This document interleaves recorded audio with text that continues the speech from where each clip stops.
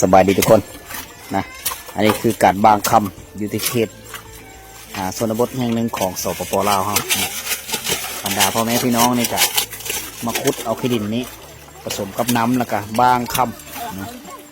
ตามถนนหนทางได้เพื่อหาเงินหาคำได้สะสมไว้แต่ละมือ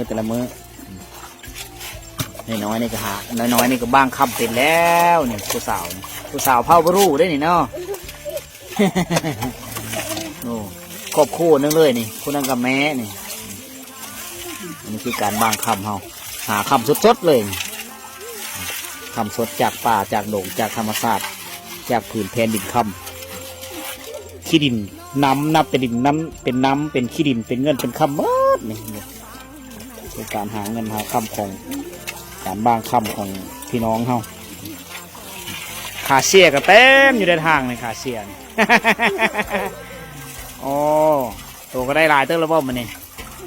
จะเป็นเม็ดนะหลังจากห่อนครับบางมาแล้วเขาจะเอาไว้อยู่นี่ทุกคนน้ำนี่จะเป็นน้ำค่ำแล้วนี่จะมีเม็ด1 2 เม็ด3 เม็ดนี่แหละเขาจะสังเกตมีเม็ดค่ำอยู่ในนี้มีพื้นน้ำพอแล้วทุกคนอันนี้คือวิธีการตักเอาขี้ตมมาแล้วก็คั้นแล้วก็เข่งเอาอุปกรณ์เขาเจ้าจะเป็นโยมก็เฮ็ดซวยๆมาเฮ็ดเลยคล้ายๆคือกรุ๊ปมื้อนี้ฝนตกถ้าว่าฝนตกนี่เฮ็ดเนาะเพราะว่ามันไหลมาตามน้ำนั่นบอกนึงสองมาถ้าฝนตกมันมีน้ำเลยสบายของฮ้อนอ๋อถ้ามันมีน้ำเนี่ยมีอยู่เฮ็ดแล้วแต่เฮาเฮ็ดบ่ได้โอ้ถ้าฝนตกมีน้ำไหลมันมีน้ำอยู่ห้องนี่นะเขาก็จะฮ้อนเอาเป็นแม่ดอกโอ้ได้ดำเล็กดำน้อยได้มันนิดๆน้อยๆเขาสะสมไว้เดือนก่อนต้นชีวิตเนี่ยแม่นย่ำฝนตกนี่ก็ลงมาอันนี้คือการฮ้อนคำอยู่เขตชนบทเอาคำสดๆเลยทุกคนนะ การขุดค้นคำอีกตามความสามารถเฮ็ดได้ในแต่ละมื้อ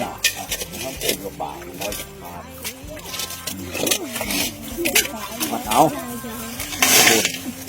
เล็ดมือนี่ยางเอาโลดเนาะตามที่ดินที่ดอนพูนเอาน้องน้อยคนนี้เริ่มบ้างแล้วบานเลยละ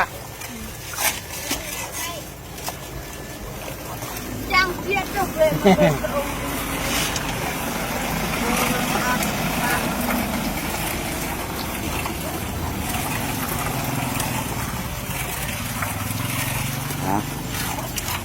เมื่อก่อนค่อยได้ยินไม่ได้เบิ่งได้อยู่ในโทรภาพว่าการบางคำการห้องคำวันนี้ได้มาเห็นตัวจริงนั่นดินแดนแห้งนี่แหละอยู่เขตเมืองเซโปนแต่สวรรค์เขตเด้อทุกคนเด้อ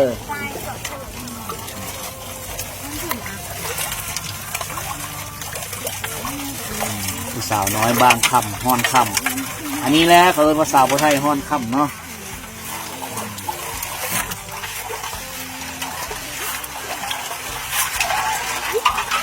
เนาะอย่าตาลูกแย่เอาในภาพอย่างโอ้ยบัวโอ้ยให้สว่างนิด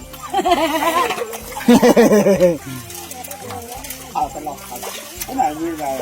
เงาขาดก็เชื่อโยนเงินหมุนทุ่งมือไวไปได้หรอบอกอย่าตกกันมันจะตายถ้าไม่มีเม็ดคำมันจะตีตามขี้ดินทรายขี้ทรายมันจะเป็นเม็ดสีเหลืองๆ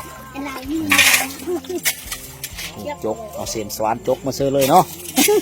ขุดค้นอันนี้ละกาศขุดค้นบ่อคำขุดค้นคำดึกดิบโอ้เสียงไงตุ้ยอินมาเลยเฮ็ดเอาขึ้นมาแล้วก็ขึงแล้วบัดฮอนเบิ้งเขาจะกันตองด้วยน้ำ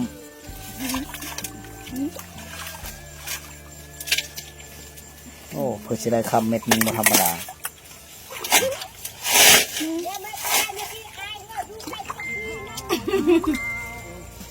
จะกลองรู้ด้วยจะกลองล้ออะไร